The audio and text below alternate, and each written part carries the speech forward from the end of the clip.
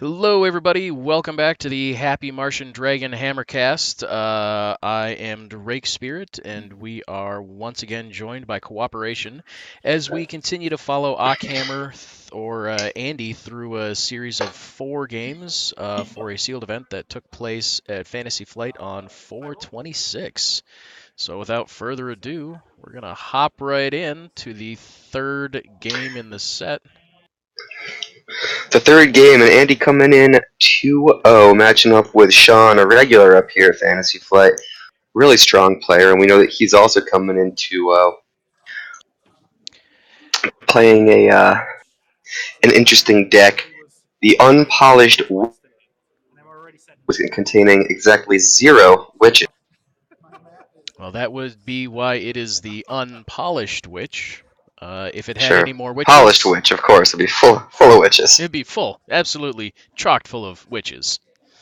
Looks like Andy got to go first. It looks like he's trying to figure out if he's going to stick or if he's going to discard or mulligan. An interesting deck here from Sean. Really minimal amber interaction. We see a Neurosiphon, and that's about it. It does have some potential to burst amber, and it does have a key charge, a curiosity that will likely be wasted in this matchup, and of course, he even has Logos in his own deck. Yeah, the curiosity in Sean's deck is really anti-synergistic for him. Sean on the first turn we see playing a Valder, Blood of the Titans, and Anger, making his Valder extremely angry, taking out Andy's champion Tabris, which is exactly uh, what you would want to do for the first turn. Take your opponent's advantage away and set one up for yourself. Yeah, and the second time we've seen Andy lead off with Tab was the second time we've seen it instantly removed. At 6 power, 2 armor. A difficult thing to remove, and each time he's been able to do so, or his opponent's been able to do so. Almost making you think that armor and power are just no big thing to deal with nowadays. It certainly seems that way, doesn't it?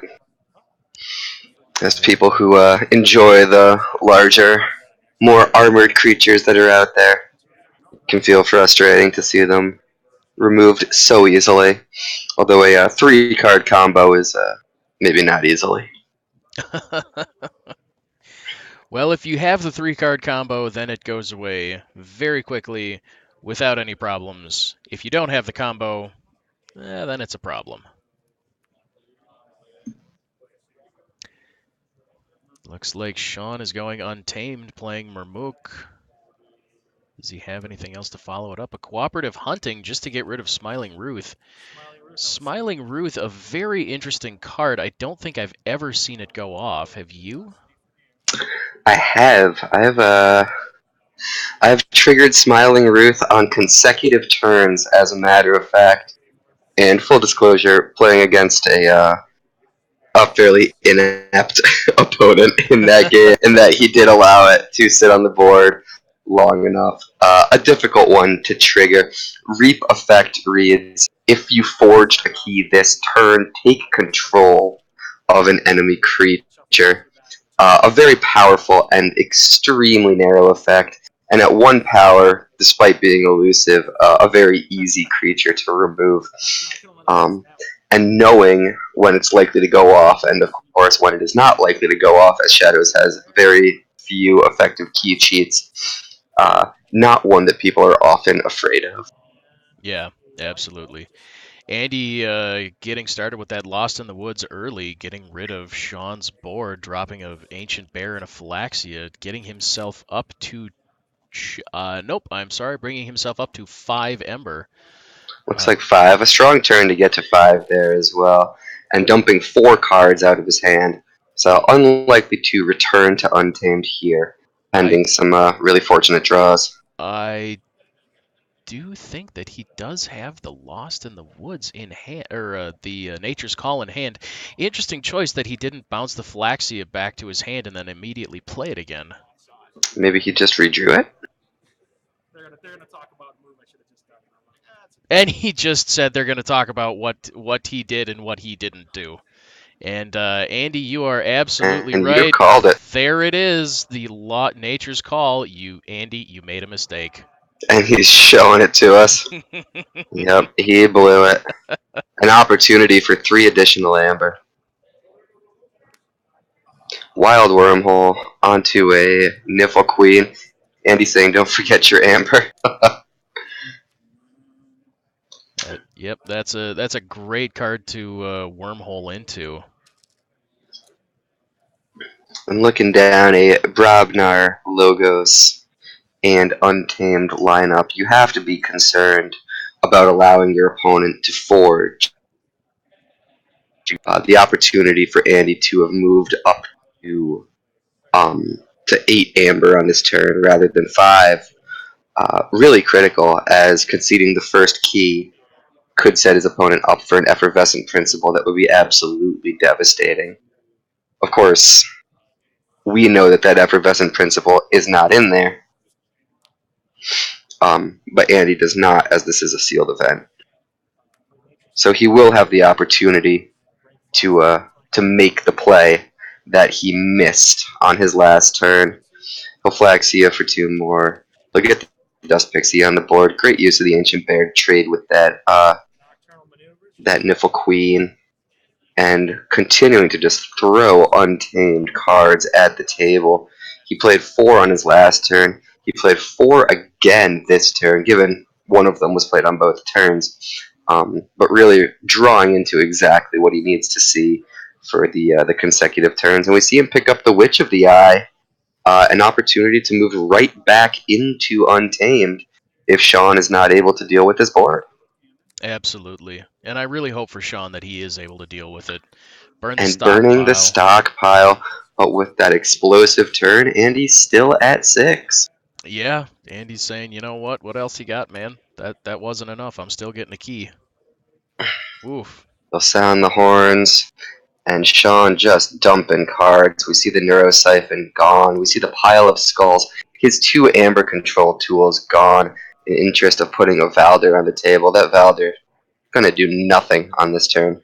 Yeah, that was a bad trade. Let's see, leaving the Dew Fairy and Phylaxia on the table, I think now would not be a bad idea to go Untamed again and drop that Witch of the Eye. Reap for 3. A possibility, but we know that the witch will die. We know also that the Dew Fairy will be killed by the cannon, giving your opponent incentive to move back into Brobnar after they just demonstrated that they have no Brobnar. Maybe a risky proposition. With control of the board, possibly an opportunity to advance your position right here if you're Andy. And I like the choice to go into Shadows. Removing the Val there, not bad. Does he have creatures? That'll be the question. Does he have a way to develop the board? Here comes Naughty. We see a Seeker Needle. Yeah, I don't think that Naughty's going to stick around too long with that cannon on the table. Naughty, of Yeah, course, and the being choice the there. Yeah. What yeah, did you just choose? yeah. I think if it were me, I would definitely want to uh yeah, go Logos and play Phase Shift, and probably start working on that Dew Fairy just to try to take away options. Let's see what else is coming down. We've got Was that a... Shadowstorm. Andy can't play actions next turn, going into a Twin Bolt mission, going to take care of both. Yes, both things that needed to be dealt with. Sean generating an Ember off of that. Yeah. And the potential benefit to Andy on his last turn of maybe gaining 3 amber and developing a Witch of the Eye. An opportunity cost there. Lost. What he gained from it is that he moved 3 cards. What has he gained in his hand is the question. The draw generated by moving those Shadows cards, was it worth it? We'll find out. Yeah, and that's always the question you have to be asking yourself when you start going into houses just to move cards. Is this going to put me in a better position than what I can do now? Yeah, Keyforge, a game where the opportunity cost is often the only cost associated with the plays that we make, and always careful to evaluate not just is this a good play, but is this a good play relative to what I am not doing instead. Absolutely. Let's see. Sean going untamed playing Troop Call. He's going to be able to grab all of his little monkeys. I don't believe Troop Call lets him. Oh. Troop Call lets him grab all Niffle creatures. All niffles, so he'll get one ape and one queen for his trouble, and he'll throw some on the table. The question, of course, will he have an answer for this Witch of the Eye? Because if he does not, we will see um, the Nature's Call come right back down and remove all that work that he just did. Well, I think it's perfectly all right if Andy can go get that Nature's Call again, because right now Sean has just a massive board that he is going to be able to say, no, I don't like your witch. It needs to go away. Yeah, with 3 apes, a queen, and a snufflegator. A ton of beast synergy happening on the table right now for Sean. Able to remove creatures, able to take advantage of the power bonus from the queen, and even giving him the opportunity to reap further. But Andy's saying, no, I'll go for Sanctum. And Glorious Few, he'll gain 4 quick amber. That is a solid play, threatening another key immediately. Plus whatever other sanctum he's going to do. I think Andy is once again sitting in a good position. Shield of Shield of Justice. Justice moving him to 7, discarding the Cleansing Wave. But does he have any creatures? And inspiring the Witch of the Eye, will he get back that Glorious Few? An opportunity to gain 4 more, possibly moving up to 12 on this turn, threatening both necessary keys. And indeed he will. Yep. Gaining another 4. And that is 10 amber off of this turn.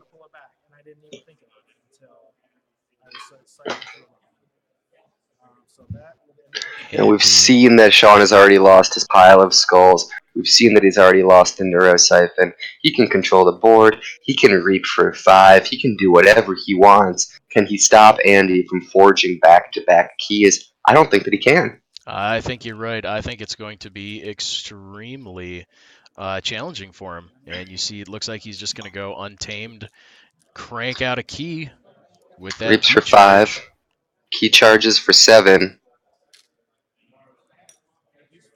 But can he move to enough? He's going to give up Andy's second key. He will have to, well, he may be able to race this, taking advantage of that key charge as he's able to move into his second key before Andy does. And knowing that he has 2 and the opportunity to reap for 5, he's saying, hey, you have to take away 2 of my potential amber, not knowing what those are. You don't know what's in my hand. An extremely challenging position now for Andy. He is in check, threatening to win the game.